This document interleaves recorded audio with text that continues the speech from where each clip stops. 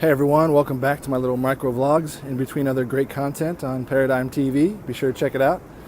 Great short films, mashups, comedy series, all created on iPhone just like these. But on these videos I'm just walking around the very livable and lovable city of Melbourne. Beautiful spring day in September right now. No, it's not. It's actually cold. But that's Melbourne. 4 seasons in a day. Check out that factoid. But today we're actually going to be talking about the latest invasion to Melbourne, the Obike. Or is it Ubike? Bike. Obike. No, it's Obike. I looked up the video, which is hilarious, by the way. I'm pretty sure it was made by a robot. Obike is a startup out of Singapore. It's a shareable bike that you can rent. They're big on sharing over there. They've got share umbrellas even. You open the umbrella up and there's advertising all over it. Of course, everything is advertising. Babies' foreheads will have advertising pretty soon. Oh, what an adorable baby. Oh, he's sponsored by Nike. That's nice. But that's the big thing now these days, and share bikes are no different. These ones, however, are a bit unique because they're all over the city. There's no docking station. Unlike the City of Melbourne bikes that you see at a specific docking station, you can rent them, but you have to take them to another specific docking station. With the Obike, you can just rent it and take it anywhere. Now that's the trick, isn't it? The bike itself is actually locked independently, which is really interesting. You see them everywhere, in packs, in groups of 2.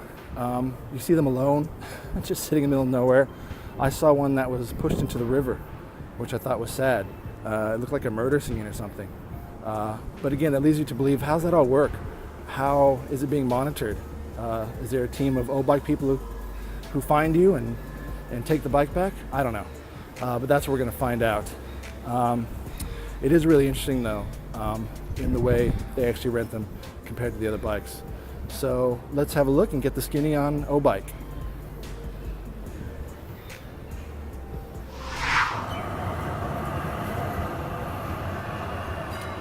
And how, pray tell, do you find and rent an Obike in the city? Well, that's easy. Just like anything else, there's an app. You can't use your toaster without an app, God knows. And that's, well, that's frightening. They're everywhere.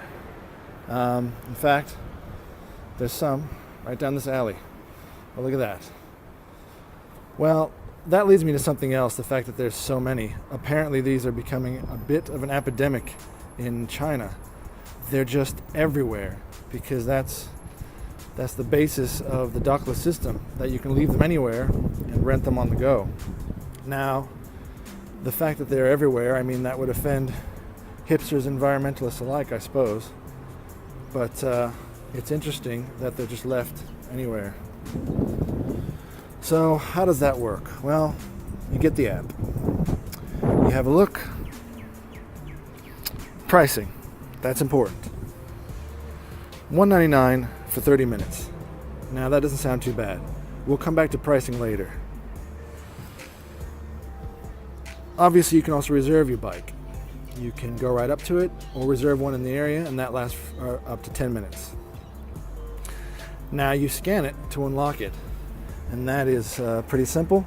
I'm sure you've seen those everywhere. That's the basic QR code system, the quick response system, the little squiggly lines like a barcode that you would see in the store, but instead they're scanned by your phone and they match, and you can rent the bike. So once you've scanned it, the bike will unlock, and it's locked in the back, as you can see it there. So they're all independently locked like that. It doesn't keep you from picking it up, however, and chucking it in the river or creating a giant bike pyramid, which is again sort of the problem. The bike seat's adjustable. I'm pretty tall, so I'd have to put that bike seat up. When you're done, though, you manually lock it, and you're supposed to put it at not a designated locking area, but a place where there's other bikes, bike racks, or something accessible on the street. So once you've downloaded the app from the App Store or Google Play, you put in your details, you put in your phone number, because it has to obviously link up with that when you scan the QR code. You create a password, and you create a profile and an account, and then the first catch comes. Aha, there's always a catch. The first catch is a deposit, and that is $69. Now that $69 says it's refundable, but it could take up to 3 days. Now again, I would closely read the terms and conditions on that one, but it says they use a third-party vendor and it could take up to 3 days for you to get that deposit back. But the deposit is the first deterrent, obviously, for you not to wreck the bike or steal it or something like that. So that makes sense. And that is on top, of course, the actual price of the bike, which starts out at $199 for 30 minutes. Now, then catch number two. Catch number two. You get a profile, and it has credit. It starts you off with 100. Now, that's not $100. That's 100 points, similar to like eBay, rating sellers and buyers. So this is a credit system in that if you mistreat the bike in any way, your credit goes down. So if you leave it somewhere not designated or chuck it in the river, you lose credit points. And that jacks up the price. So bad credit, you will end up paying up to $60 or more for 30 minutes. So that's the catch right there, is they are trying to deter you from messing with the bike. So if you treat the bike well and you have a good rating, you'll get the good price to rent the bike. So that's interesting. So I guess that deters, again, what I thought about a rival company taking the bikes and just chucking them all somewhere. They obviously have your details and there are ways around that. But besides that, you know, it's a pretty good bike. It's a pretty sturdy bike. It has everything you would expect.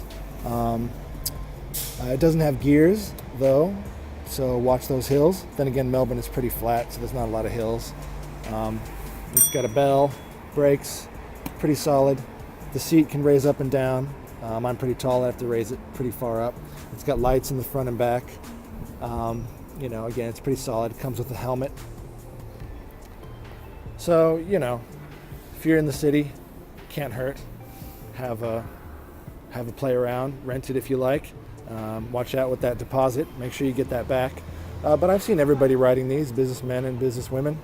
You know, you never know. But again, I don't know, it could be a bit of a problem. People leaving these all over the city because they're just everywhere. But I guess that's for the city of Melbourne to decide, and for you.